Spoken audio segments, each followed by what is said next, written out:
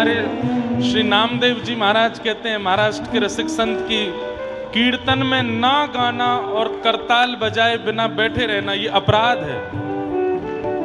तो बोले जितने आपके संचित पाप जो नष्ट हो गए कथा में आने से, वो सब मौका ढूंढते रहते हैं बाहर कि हम इस पर दोबारा चढ़ें। तो बोले जब कीर्तन होता है और करताल नहीं बजाते हैं तो वो आ जाते हैं दोबारा।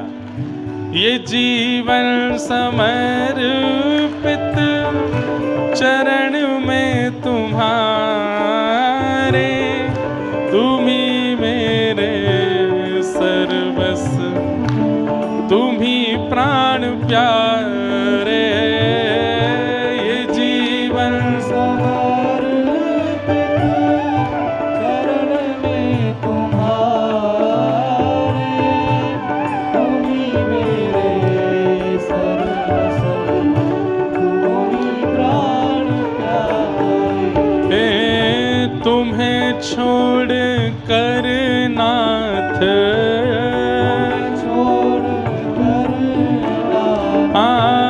तुम्हें छोड़ कर नाथ, मैं किस से कहूँगा, जहाँ ले चलोगे वहीं मैं चलूँगा।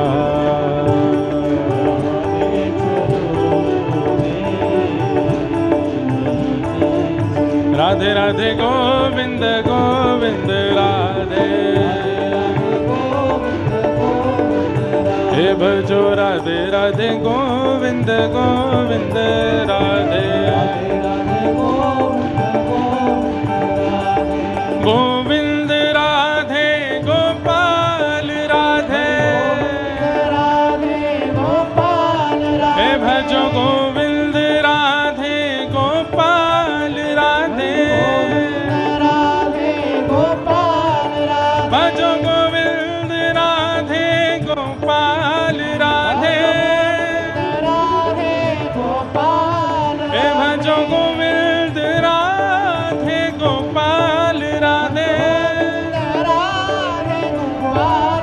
हे भजो हाँ भजो भजो राधे राधे गोविंद गोविंद राधे।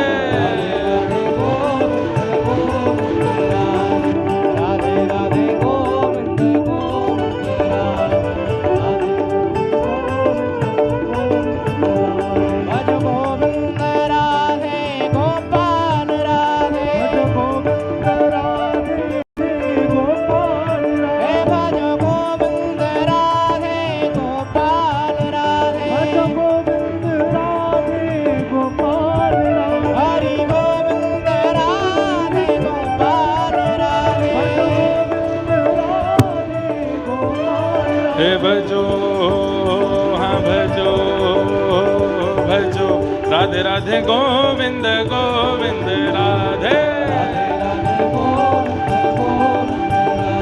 हे राधे राधे गोविंद गोविंद राधे। हरि गोविंद राधे गोपाल राधे, गोविंद राधे गोपाल राधे, हरि गोविंद राधे गोपाल राधे,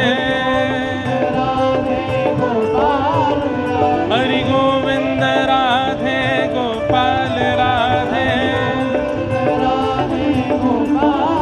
ओ रसिया को रसिया को रसिया को मोहल्ला न्यारो री, रसिया को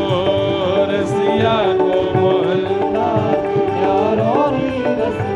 देखो हमारे यहाँ होली के दिन शुरू हो गए, पर आप दोनों को नृत्य करते देख रसिया आए गए हो मन में। हो रसिया को रसिया को मोहल्ला न्यारो री, रसिया को मोहल्ला न्यारो री, अरे हाँ रे रसिया को हारे रसिया को, रसिया को, हम कहेंगे हारे रसिया को, आप कहोगे हम में रसिया को। हारे रसिया को, रसिया को, हारे रसिया को, रसिया को, मोहल्ला न्यारो री रसिया को, रसिया को, मोहल्ला न्यारो री रसिया को, रसिया को मोहल्ला न्यारो री रसिया। कैसे? ऊंचे पे नंदगाम बसत है, ऊंचे पे नंदगाम, गाँव बसत है, ऊंचे पे नंदगाम बसत है, ऊंचे पे। गाँव बसत है। अरे हाँ हमारे रसिया, हमारे रसिया, हमारे रसिया, हमारे रसिया, ऊंचे पे नंदगाम बसत है, ऊंचे में नंद। गाँव बसत है। जहाँ ठाड़ो है वंशी वारो, जहाँ, वंशी वारो, जहाँ ठाड़ो है मुरली वारो, ठाड़ो है मुरली वारो, है रसिया को, रसिया को, ओ रसिया को, हाँ रसिया को मोहल्ला न्यारो री रसिया को, रसिया को, हाँ रसिया को मोहल्ला न्यारो री रसिया को।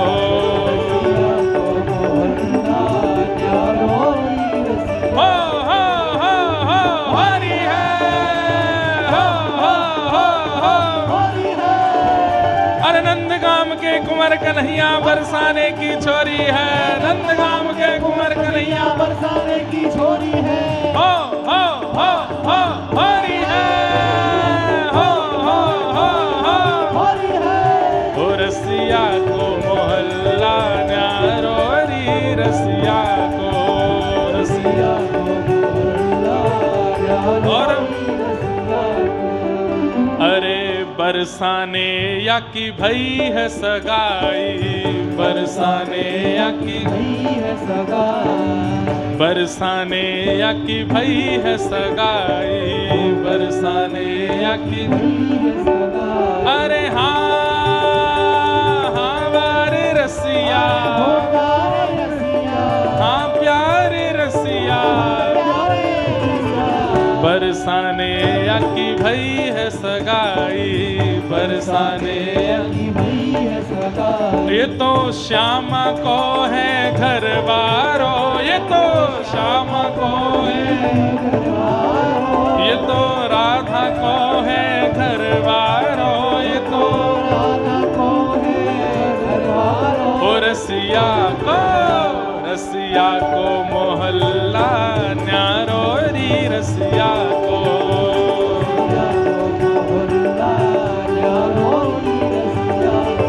हाँ रसिया को मोहल्ला न्यारो री रसिया को।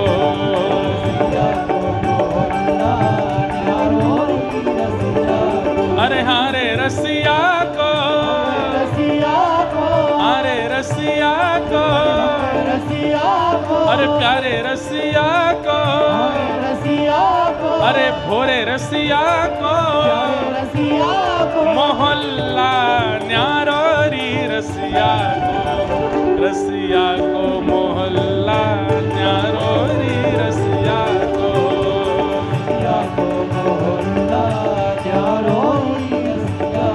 हाँ रसिया को मोहल्ला न्यारो री रसिया को।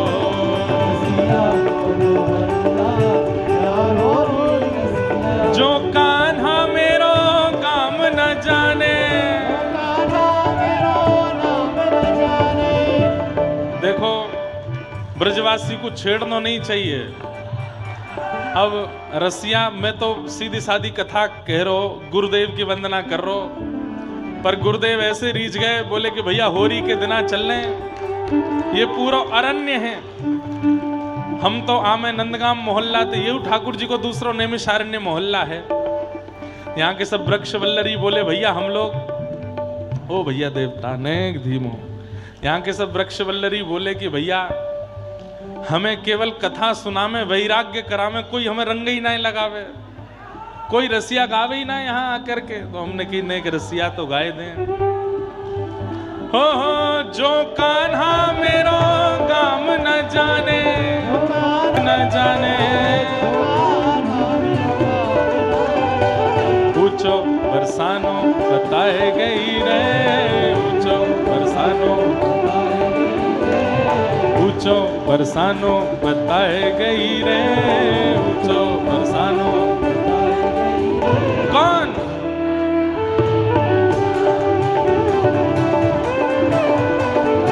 ओ बरसाने की छोरे राधा गोरी गोरी, बरसाने की छोरी ओ करके इशारों बुलाए गई रे, करके इशारों, हाँ करके इशारों बुलाए गई रे, करके इशारों। कौन? बरसाने की छोरे राधा गोरी गोरी, बरसाने की छोरी। बोल होरी के रसिया की जय जय श्री राम, जय जय श्री राम, जय जय श्री राम। बैठ जाओ। श्री हरि श्री हरि। गुरु शरणागति से प्रारंभ हुए, होरी की रस्सियां में आए करके लुढ़के, ऐसा अद्भुत आनंद। बोलो सद्गुरुदेव भगवान की जय। इसका आशय ऐसे भी लगाया जा सकता है, एक बहुत सुंदर पंक्ति है,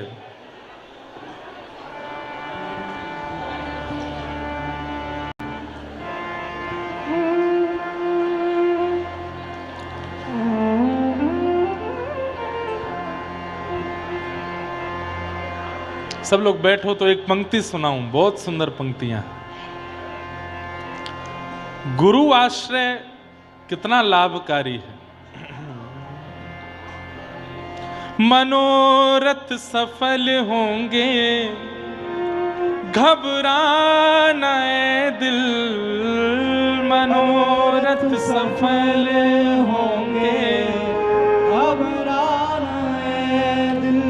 हे मनोरथ सफल होंगे, घबराना ऐ दिल, मनोरथ सफल होंगे, घबराना ऐ दिल। सद्गुरु शरण में सभी फल मिलेंगे, गुरु मिल गए तो युगल भी मिलेंगे।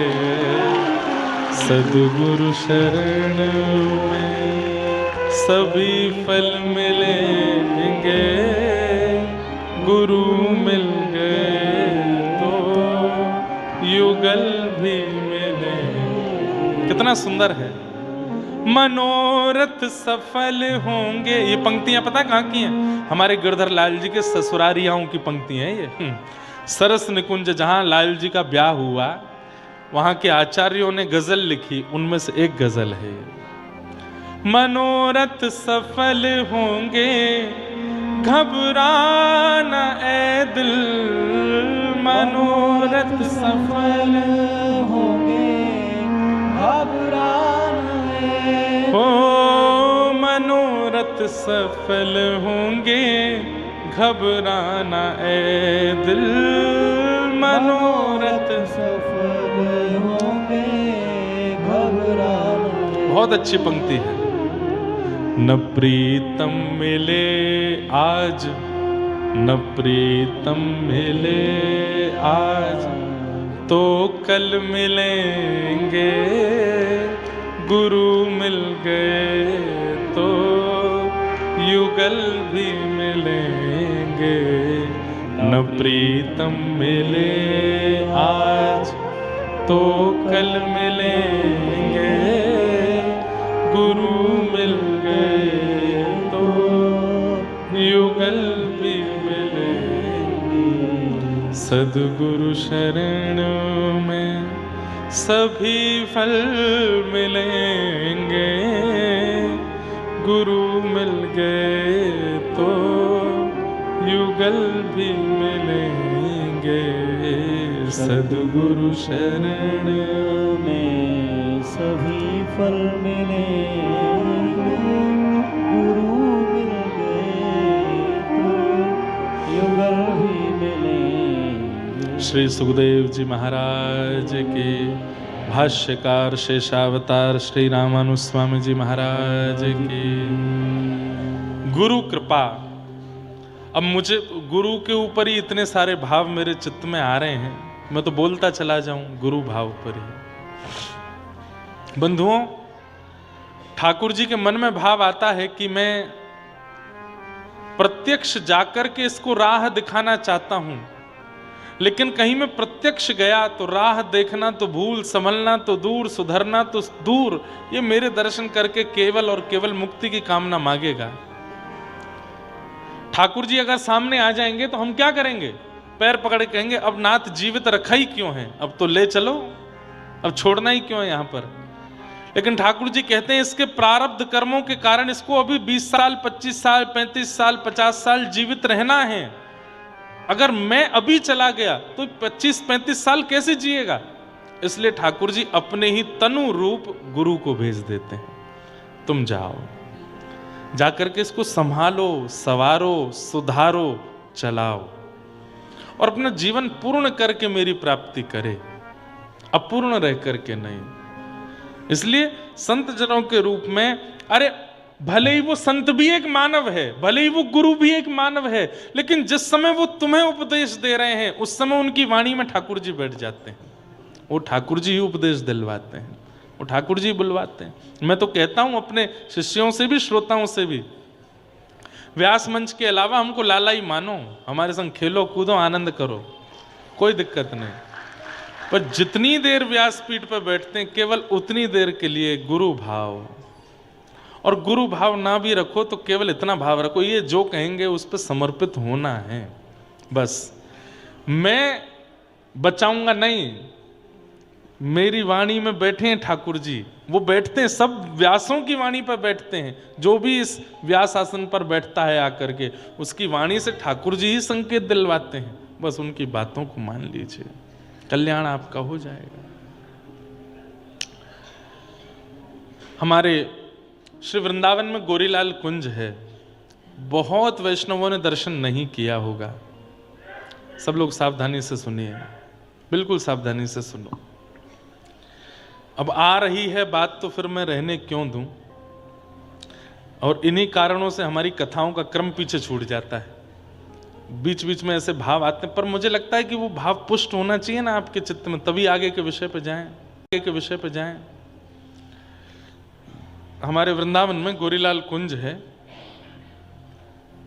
हरिदासी परंपरा का स्थान है, अत्यंत गोपनीय और गुप्त है, हर कोई नहीं पहुंच पाता वहां पे, लेकिन जो पहुंचे वहीं के होके रह गए, इतना अद्भुत स्थान है। वहां के आचार्य चरण हुए श्री नरहर देव जी महाराज, और श्री नरहर देव जी के शिष्य हुए श्री रसिक देव जी। कौन हुए?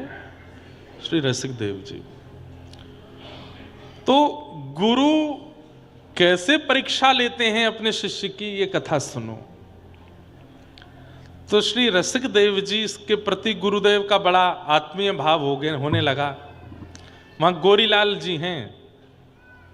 अब ये भी एक अद्भुत कथा है कि वहां जो ठाकुर जी हैं, जैसे युगल सरकार है ना, ठाकुर जी और प्रिया जी, वहां ठाकुर जी जो हैं, जो ऐसे खड़े हैं वो प्रिया जी हैं, और ऐसे जो खड़े हैं वो ठाकुर जी हैं।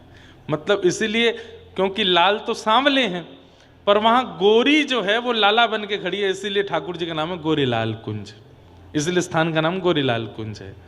वहां ठाकुर जी जो हैं वो प्रिया जी हैं, और प्रिया जी जो हैं वो ठाकुर जी हैं, विपरीत श्रृंगार में खड़े हैं, अद्भुत दर्शन है। तो वहां के आचार्य हुए श्री नरहर देव जी, उनके शिष्य थे श्री रसिक देव जी। तो एक बार गुरुदेव के मन में आया कि रसिक देव जी की परीक्षा ली जाए।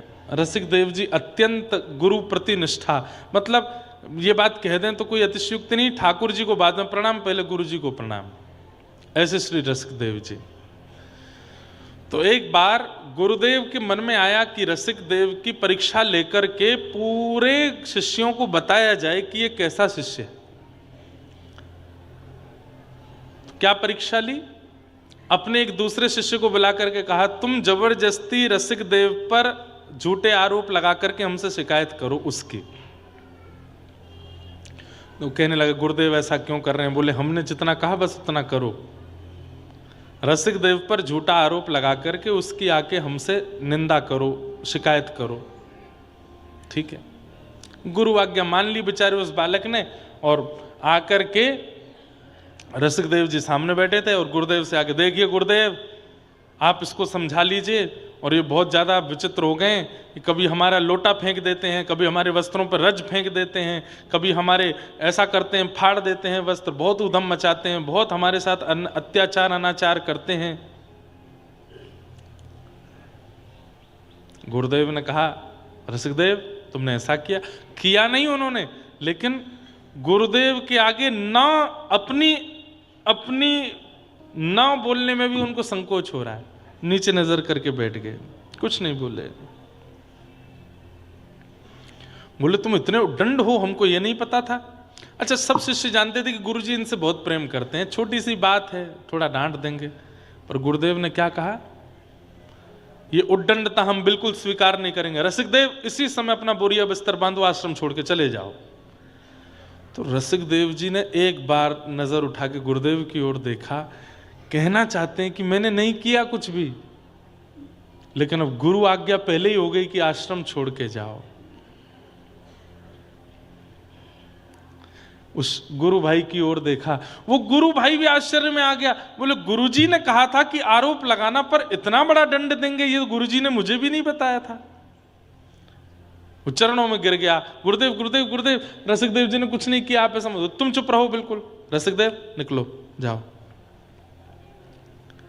रसिक देव जी के प्राण बसते हैं अपने गुरु में, और गुरु ने कह दिया आश्रम छोड़ के चले जाओ। तुरंत क्षण भर नहीं लगाया, गुरुदेव को प्रणाम किया, ठाकुर जी को प्रणाम किया, आश्रम से अपने 2-4 सामग्री जो थी वो ले करके निकल गए। सबके सामने से तो ऐसे निकले कि गुरु आज्ञा है, लेकिन आश्रम से बाहर जाते इतना रोए, इतना रोए, इतना रोए, आश्रम की दहली को पकड़ पकड़ करके रोए। सब शिष्य गुरु भाई देखते रहे, रोते रहे। गुरुजी से कहे, गुरुजी आप इतने निष्ठुर कैसे हो सकते हैं, आप तो बहुत प्रेम करते थे इनसे। बोले, मुझे मत समझाओ, और तुम सबकी भी बारी आएगी, चुपचाप बैठो अपना काम करो, और रसिक देव तुम जाओ। निकाल दिया आश्रम से।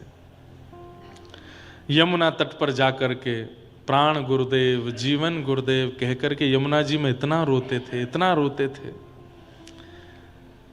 आप कहोगे 2-4 दिन का गुस्सा रहा होगा, ना, 1 वर्ष निकल गया।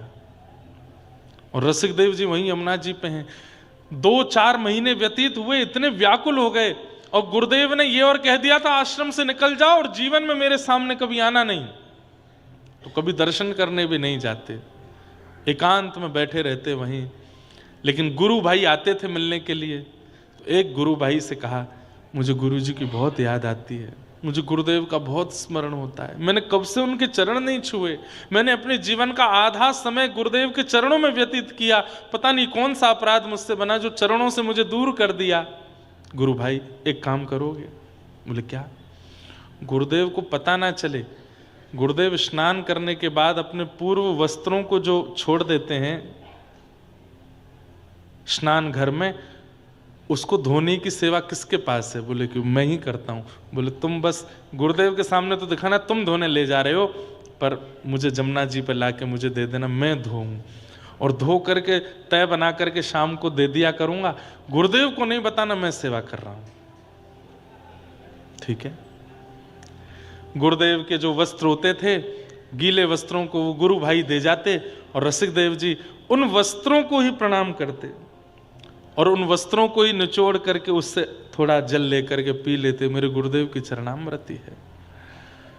उनको धो करके पोंछ करके उनमें इत्र लगाते, बढ़िया सुखाते, एक एक वस्त्र की सरवट को दूर करते, इतने अद्भुत ढंग से उनको लगाते।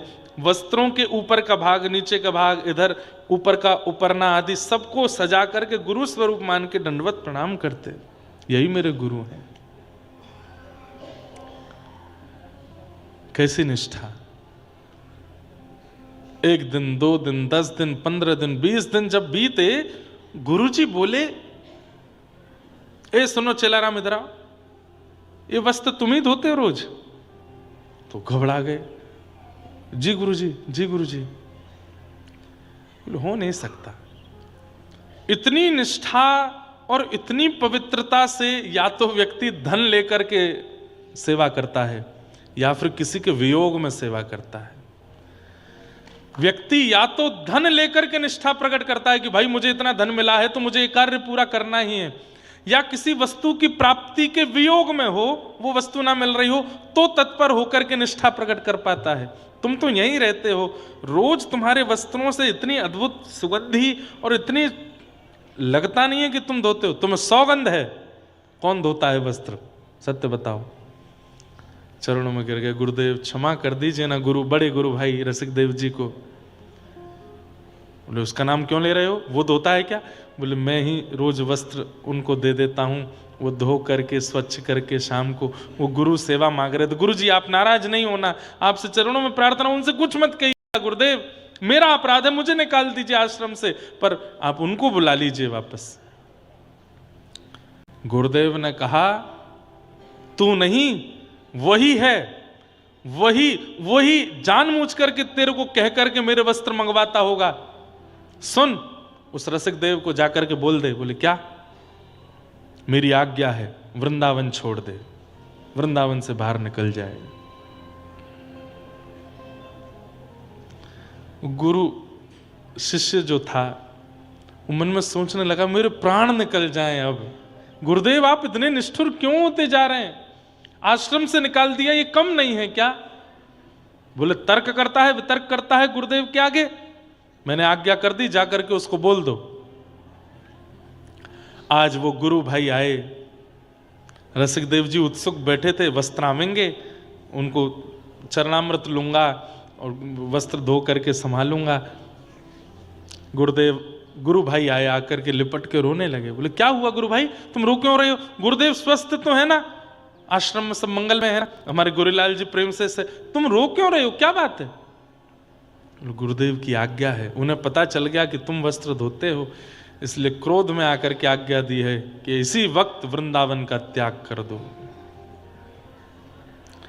पछाड़ खा के रसिक देव जी गिर पड़े, रज को हृदय से लगाने लगे, श्री यमुना जी को आलिंगन करने लगे, व्रज की लता गुल्म वृक्षों को देखने लगे। मैंने कौन सा अपराध किया जो गुरुदेव इतने नाराज हैं मुझसे? उसी समय कहा गुरु भाई मैं जा रहा हूं, और प्रार्थना करना कि ये प्राण निकल जाए, क्योंकि गुरुदेव के बिना नहीं रह सकता।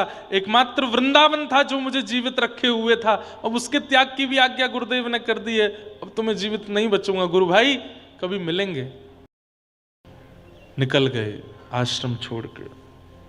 वृंदावन त्याग की बात थी, कोई बात नहीं, 84 कोस में कहीं रह लूंगा, व्रज में रहूंगा तो प्राण तो बचे रहेंगे कि कभी गुरुदेव के दर्शन होंगे, इसलिए प्राण बचाए रखूंगा। मथुरा जाके रहने लगे। गुरु भाइयों ने पता लगवाया कहाँ है, पता चला मथुरा में है, तो गुरु भाई कभी कभी छुपके मिलने चले जाते थे। रसिक देव जी इतने रसिक थे कि उनके वैसे भी बड़े अनुयायी होने लगे। वो रोज कीर्तन करते थे, पद गाते थे, तो उनका पद सुनने के लिए कई भाव आते थे। सब लोग ध्यान से सुनो। मथुरा में निवास करने लगे, तब दूसरे गुरु भाई को देखा। 6-7 महीने निकल गए, 1 साल निकल गया। बोले गुरुदेव की बहुत याद आती है, कितने दिन हो गए मैंने देखा नहीं उनको। सुनो, मैं कोई सेवा नहीं कर पा रहा गुरुदेव की, वो एक सेवा थी, उससे नाराज होकर गुरुदेव ने यहाँ भेज दिया। तुम एक काम करोगे? एक सेठ जाता था आश्रम में, उस सेठ से कहा महीने भर में कई लोग हम पे बड़ी दान दक्षिणा चढ़ाए जाते हैं, इस सब इकट्ठी करके मैं तुमको दे दूंगा, तुम अपना बता करके कि तुम दे रहे हो और वहां गोरीलाल जी में गुरुदेव के चरणों में जाके अर्पित कर दिया करो। सेठ बोला ठीक है। महीने भर में जितनी चढ़ोतरी होती, रसिक देव जी के पास जो भी शिष्य गण आके दे जाते, सब इकट्ठा करके एक सेठ को देते और अपना बता करके दे देना कि मैं दे रहा हूं। उस सेठ जाते हर महीने जाके, गुरुदेव सेवा, आश्रम की सेवा के लिए ये मेरी तरफ से थोड़ी सेवा है। एक बार दिया, 2 बार दिया, 3 बार दिया, 6 बार दिया। जब लगातार देता रहा वो सेठ, गुरुदेव बोले ए सेठ यहां पे आ, इतना उदार कैसे हो रहे हो तुम? नहीं गुरुदेव बस सेवा करनी आश्रम की। बोले मैंने पता करवाया, तुम्हारे खुद के व्यापार में तंगी चल रही है, खुद के परिवार में ज्यादा खाना पीने की व्यवस्था नहीं बन पा रही हो, तुम रोज आकर आश्रम की सेवा कर रहे हो? तुम्हें सौगंध है, सत्य बताओ कौन करता है ये सेवा? सब गुरु भाई फिर घबरा गए, बोले गुरुदेव कहीं अब की बार और निष्ठुर नहीं हो जाएं। सेठ ने बता दिया, बोले श्री रसिक देव जी मथुरा में विराजते हैं, वही भेजते हैं। ताम्र वर्ण हो गया गुरुदेव का और महाराज कांपने लगा पूरा शरीर अंग, और क्रोध में भर के आज्ञा कर दी, मेरी आज्ञा है उस दुष्ट को जाकर के कह दो 84 कोस व्रजमंडल का त्याग कर दे, निकल जाए बाहर और लौट करके कभी चरण ना रखे इस 84 कोस के अंदर। अगर वो आया तो बहुत बुरा होगा। सेठ जी ने जाकर के खबर रसिक देव जी को सुनाई। बोले मैं कैसे जीऊं, कैसे जीऊंगा मैं गुरुवर तुम्हारे बिना, कैसे जीऊंगा मैं गुरुवर तुम्हारे बिना, कैसे जीऊंगा मैं गुरुवर तुम्हारे बिना, कैसे जीऊंगा मैं गुरुवर तुम्हारे बिना, यहाँ कोई नहीं अपना तुम्हारे बिना, यहाँ कोई नहीं अपना तुम्हारे बिना, कैसे जीऊंगा मैं गुरुवर तुम्हारे बिना, कैसे जीऊंगा मैं गुरुवर तुम्हारे। और बस रोते बिलखते श्री रसिक देव जी व्रज छोड़ के चले गए। किसी ने कहा प्राण त्याग देते यमुना जी में डूब करके, बोले गुरु की आज्ञा नहीं पूरी होगी ना, अगर प्राण त्याग दूंगा तो स्वेच्छा हो जाएगी, गुरु आज्ञा की अवहेलना हो जाएगी। गुरु आज्ञा है व्रज से बाहर जाओ, तो आज्ञा पूरी करनी। चले गए। बुंदेलखंड में रहते थे, बुंदेलखंड के निवासी थे। उनके जन्म स्थान के पास मैंने कथा भी की, सागर में। चले गए रसिक देव जी और बस वहीं रह करके कुटी बना करके भजन करने लगे।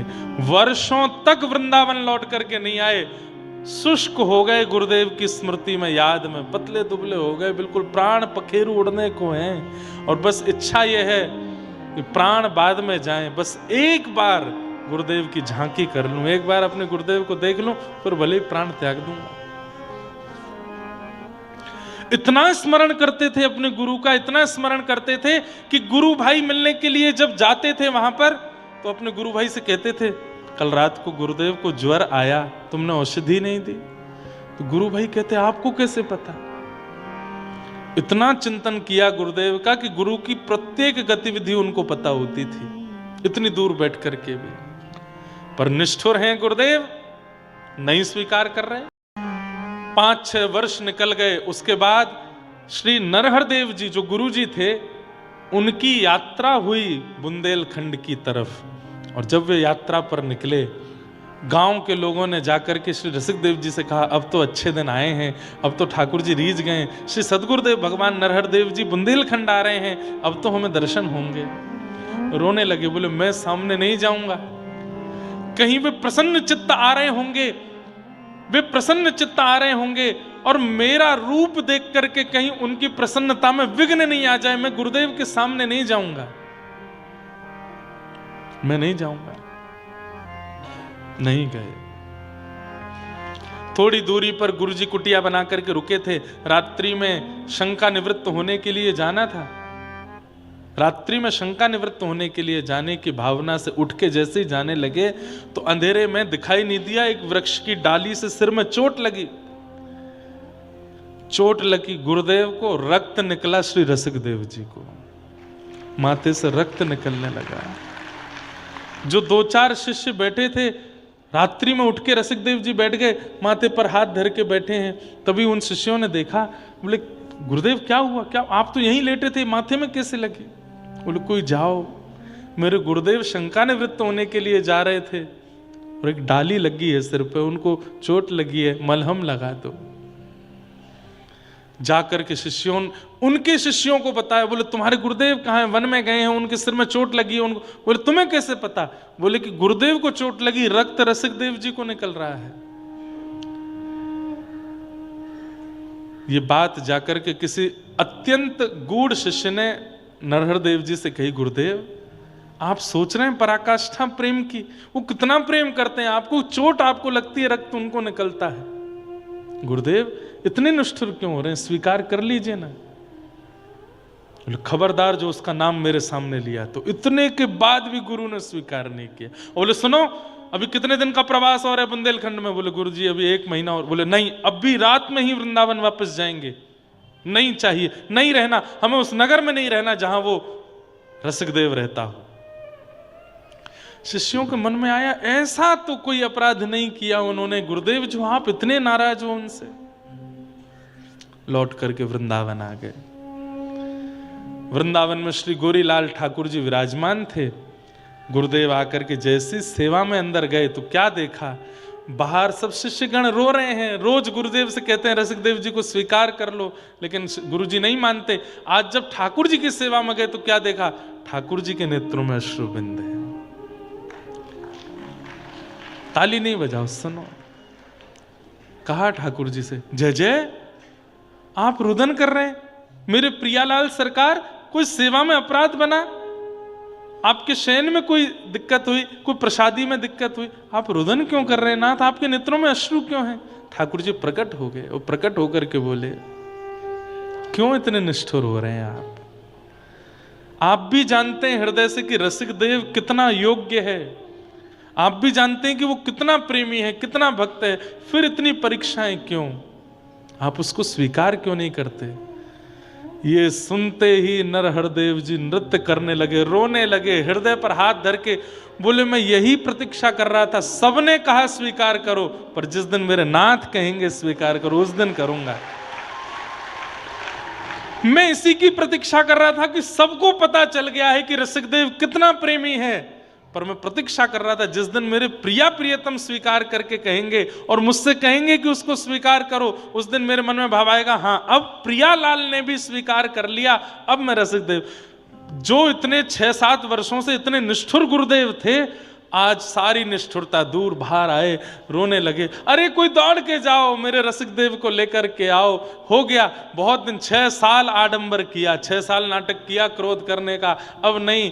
इस पूरे क्रोध के पीछे कारण एक ही था कि मेरे प्रियालाल उसको स्वीकार कर लें, और आज इन्होंने स्वीकार कर लिया, अब मेरा रसिकदेव, उसको बुला के लाओ। किसी ने जाकर के बुंदेलखंड में खबर दी और कहा, श्री गुरुदेव बुला रहे हैं, आपको याद कर रहे हैं। सुनते ही श्री रसिकदेव जी की स्थिति, मेरे प्राण निकल ना जाए, वृंदावन तक जीवित रख लो मुझे बस।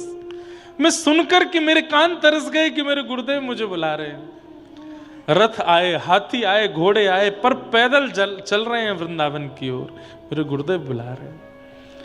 लौट करके आए और जैसे ही गोरीलाल कुंज में आए, श्री नरहर देव जी ने हृदय से लगा लिया। कितनी देर तक दोनों गुरु शिष्य एक दूसरे को हृदय से लगा के रोते रहे, किसी को समय का भान नहीं पड़ा। सुबह से रात्रि हो गई, बार बार देखते हैं, फिर हृदय से लगाते हैं, अरे मेरे रसिकदेव, तुझे ज्यादा पीड़ा तो नहीं हुई ना, तुझे कष्ट तो नहीं हुआ ना? आज तेरे इस निष्ठा से, तेरे इस भाव से प्रसन्न होकर मैं तुझे कुछ देना चाहता हूं। क्या?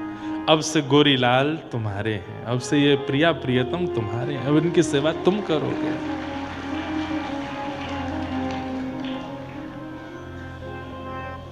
क्यों की पूरी परीक्षा? कि प्रिया प्रियतम स्वीकार कर। भैया सौभाग्यशाली हैं वो शिष्य, कभी गुरु स्मृति करके उनकी परीक्षा लेते हैं।